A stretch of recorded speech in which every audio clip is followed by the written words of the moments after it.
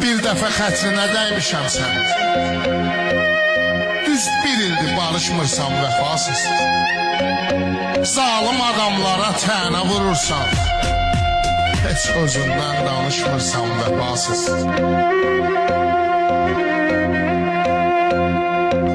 İstəsən gələrsən hərdən yanıma. İstəsən gələrsən hərdən yanıma. Özün gəlib görüşmürsən vəfasız. Mən hər şeyi dəyişməyə hazıram. Sən fikrini dəyişmirsən vəfasız. Şansı